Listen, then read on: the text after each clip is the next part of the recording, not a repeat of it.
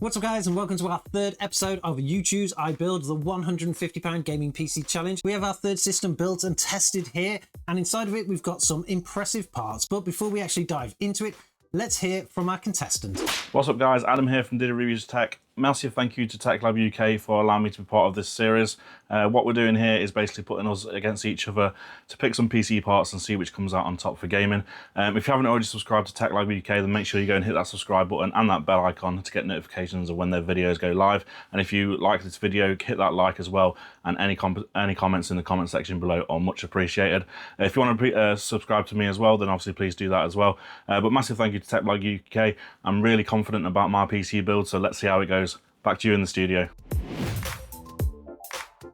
Now, for those of you that haven't watched any of the previous episodes, we give contestants £150 to build a gaming PC, or at least the internals of it. They don't need to worry about the case or the power supply, and even then it is still a bit of a challenge, particularly with the games that we're trying to test these machines against. The previous contestants did extremely well, even with the tight budget, but if you haven't watched those, we will link them at the end of this video, so stick around to catch them. Today's contestant though did actually go in a slightly different direction when it came to parts. They actually went for a much newer platform than the previous ones, which hopefully will actually give this machine a little bit of an advantage. And I was quite surprised at how they actually managed to get all of this just for the limited budget that we provided them. For the CPU, we've got the Intel Core i5-6500. Of course, that makes it Intel's 6th generation. It is a 4-core, 4-thread processor, and these were extremely common due to how much they were used inside pre-built systems. You can actually pick them up super cheap, and our contestant got this one at a real bargain. The motherboard is a very basic H110M Micro ATX board, and that is more than enough for the rest of the system. You're not going to get any amazing overclocking off this system because even when it was new, it was a very bare bones kind of board.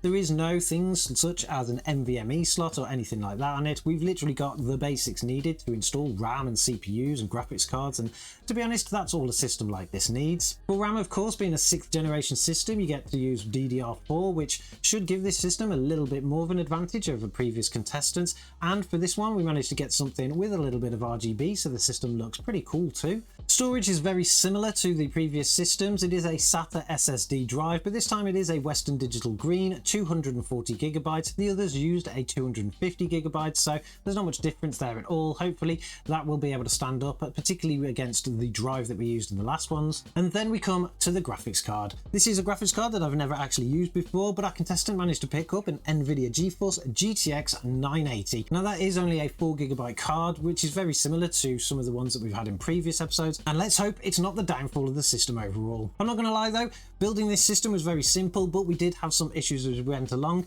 in particular with the graphics card. Buying it pre-owned, there were some issues with it. The first thing that I had to solve was that it wasn't actually packaged very well, and it had taken some kind of knock in shipping, so all of the actual clips on the graphics card cooler were broken, so I had to kind of get them fixed by doing a little bit of plastic welding. We managed to resolve that pretty quickly, and then when we started our initial testing, the graphics card got very hot. It would actually peak to around 98 degrees just while it was gaming, so of course that was affecting the performance, and we had to do some work to it. To be able to fix a graphics card that's overheating, it's very simple. All we did is we stripped the graphics card down and we replaced the thermal paste. Now inside of this graphics card, the thermal paste was actually rock solid. It just chipped away as we actually took the cooler off, so of course it needed doing, and that is a message to anybody out there who is buying a second-hand graphics card, or if they've got one that is actually quite old now. You can get much better performance out of it if you actually do some maintenance by changing things like the thermal paste or at least some of the thermal pads in there, and you should be able to get another few years out of it.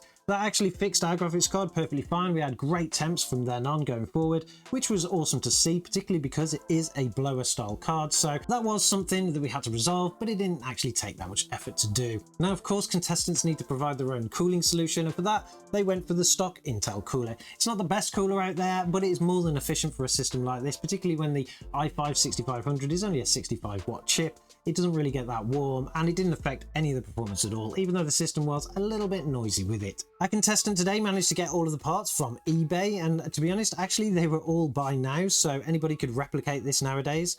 For the Intel Core i5 6500 CPU, he managed to get it for £12.91. That is an absolute bargain for this CPU, even being a 6th generation, but like I said before, they are extremely common, so you can pretty much find them anywhere. The motherboard was another bargain found here, even though it is a very basic bare bones board.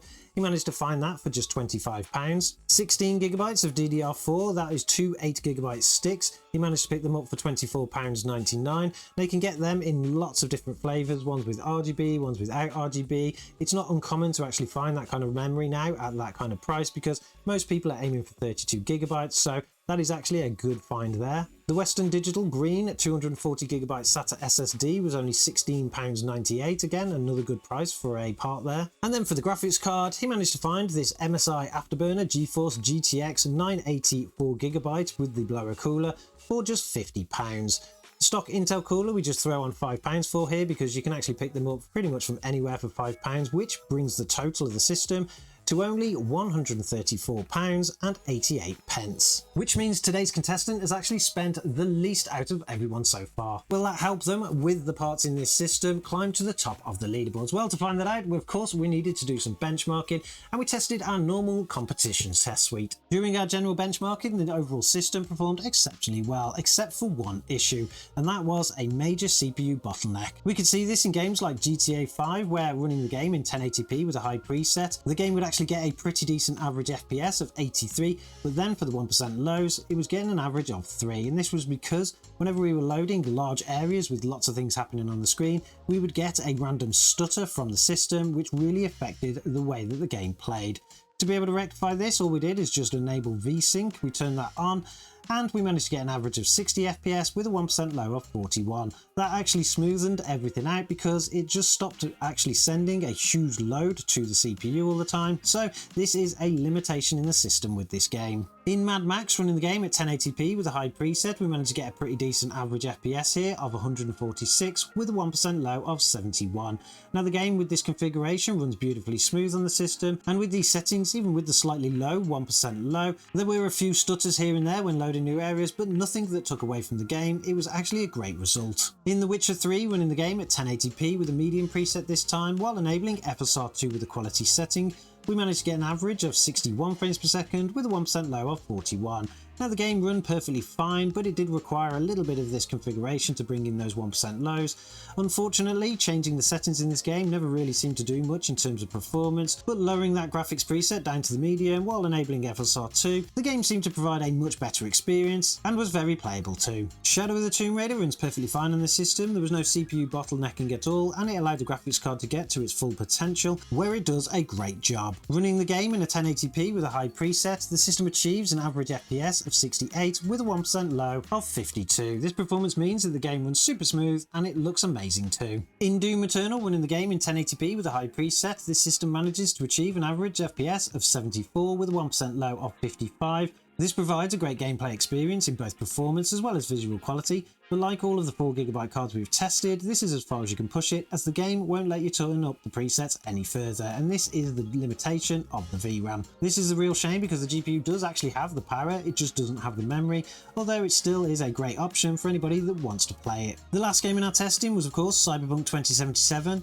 and this was another title that was really held back by the CPU here. There was no major stuttering with this one, but the performance overall was just quite bad. With our preset testing, it was completely unplayable, but with a little bit of configuration and a lot of visual sacrifice, we could get the game running reasonably okay. Keeping the 1080p resolution, but lowering the settings to a low while enabling FSR 2.1 with a balanced setting, this little system could achieve 52 frames per second on average with a 1% low of 19. It's not the greatest of experiences, so it might be one that you'd want to avoid.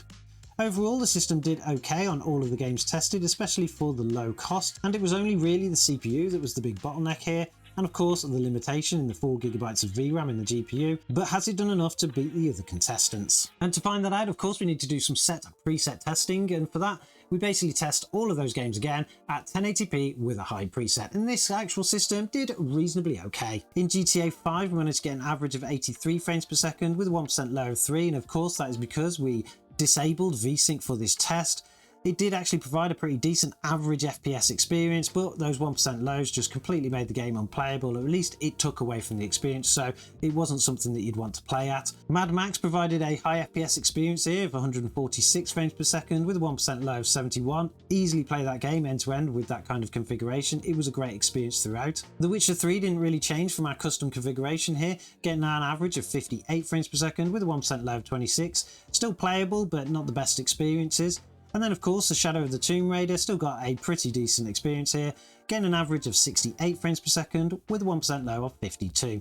In Doom Eternal we managed to get an average of 74 frames per second with a 1% low of 55. That is of course exactly the same as our custom configuration, and again provided a really good experience here.